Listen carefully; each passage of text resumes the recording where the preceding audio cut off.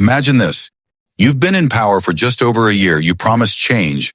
You promised delivery, but instead your government looks divided, unsettled, and already under pressure. That's exactly where Sir Keir Starmer finds himself today. And the story only gets more extraordinary by the hour. The Prime Minister has sacked Ellie Reeves, the sister of Chancellor Rachel Reeves, stripping her of both her cabinet post and her role as chair of the Labour Party. She's been moved to a far more junior position as Solicitor General, ending the only sibling presence at the cabinet table. Was this simply a reshuffle or a direct attempt to weaken the Chancellor's influence? After all, only days earlier, Sir Keir had brought in 3 heavyweight economic advisors to oversee her work ahead of the crucial October budget. What does that say about trust inside Number 10? Source: The Telegraph. And then came the backlash in the countryside. Farming Minister Daniel Zeichner was sacked after fury over Labour's new inheritance tax on family farms, a 20% levy on agricultural assets worth more than £1 million. Rural voters erupted, accusing Labour of punishing the backbone of Britain. Reform UK seized on the anger at their annual conference, with Nigel Farage himself accusing Labour of betraying farmers. So here's the question. Has Labour already lost the countryside? And if so, what could that mean for the next election? Source: The Guardian. But the axe didn't stop there. Junior ministers fell one after another. Jim McMahon from Housing, Catherine McKinnell from Schools, Justin Matters from Business, even Angela Eagle from Defense Procurement. In their place, new faces. Jason Stockwood, businessman and owner of Grimsby Town Football Club, suddenly elevated to Minister for Investment with a peerage to go with it. Sir Patrick Vallance, the government's chief scientific advisor during COVID, drafted back into government as a Minister of State on Climate and Energy. Do these appointments look like fresh ideas or just a desperate scramble for credibility? Source: BBC News. Inside Labour, tempers are boiling over.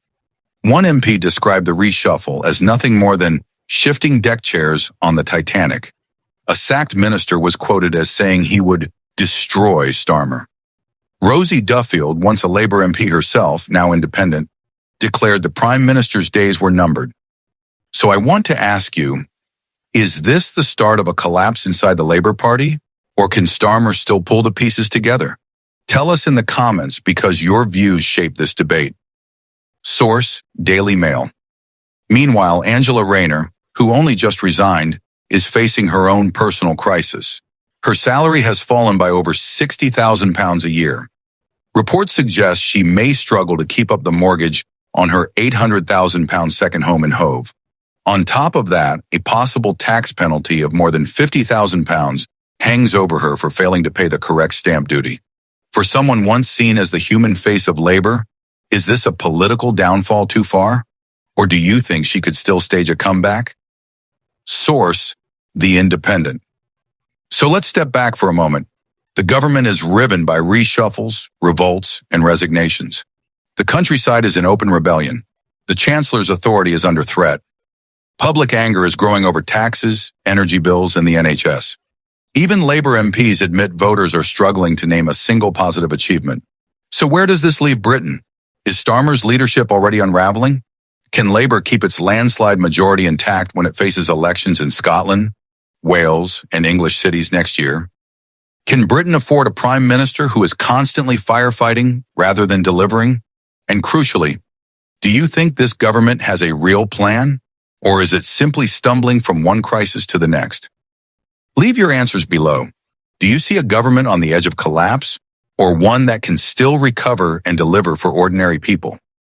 Because in the end, it's not politicians who decide the future, it's you, the voters.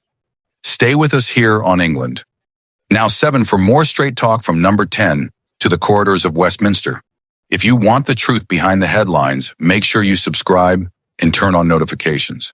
Because this story is far from over, and the next twist could change everything.